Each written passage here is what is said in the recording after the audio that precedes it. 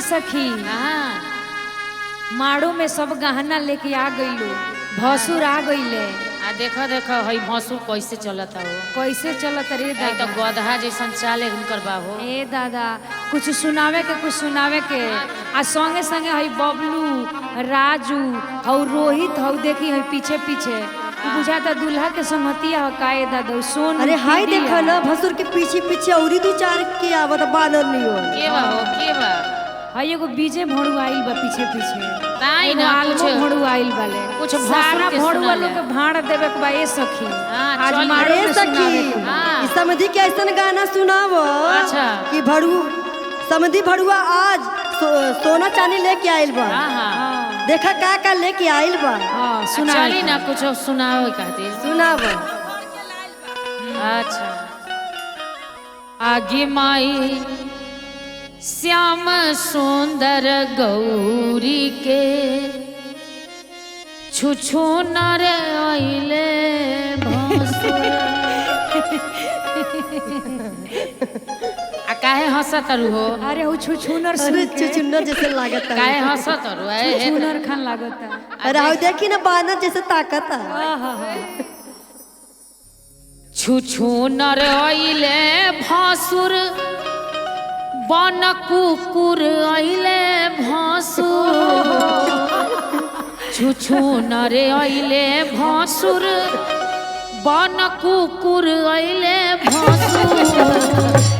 आगे माई श्याम सुनर गौरी के छुछु नर आइले भसुर। आगे माई श्याम सुंदर गौरी के छुछु नर आइले भसुर। आगे माई श्याम सुनर गौरी के छुछु नर आइले भसुर। आगे माई श्याम सुंदर गौरी के छुछु नर आइले भसुर। हे छुछु नर आइले भसुर बन कुकुर आइले भसुर। छुछु नर आइले भसुर पानी बानर आइले भसुर। आगे माई श्याम सुनर गौरी के छुछु नर आइले भसुर। आगे माई श्याम सुंदर गौरी के छुछु नर आइले भसुर। अरे माई श्याम सुंदर गौरी के छुछु नर आइले भसुर।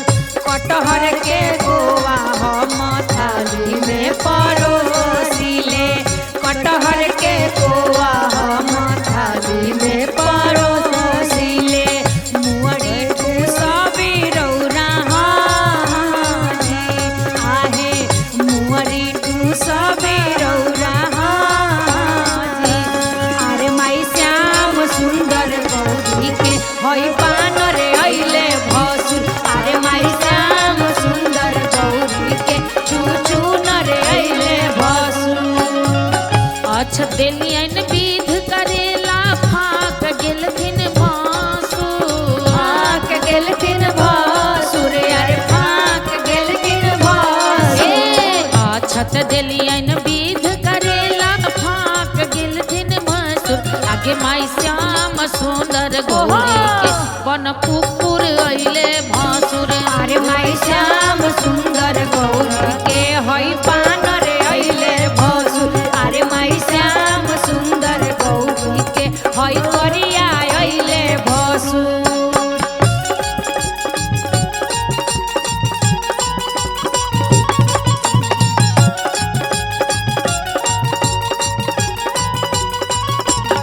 अरे माई श्याम सुंदर गौरी के हई मोटा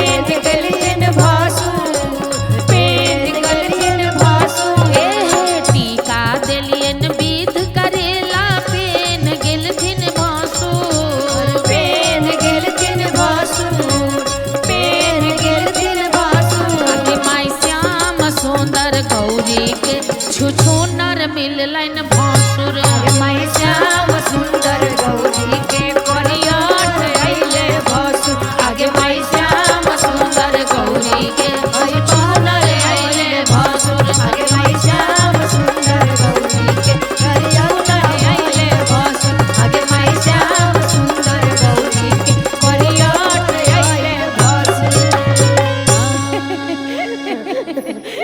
अरे सखी देखा सब करिया कुकुर बिलार बन के आइल बा। मुंह सूख गई।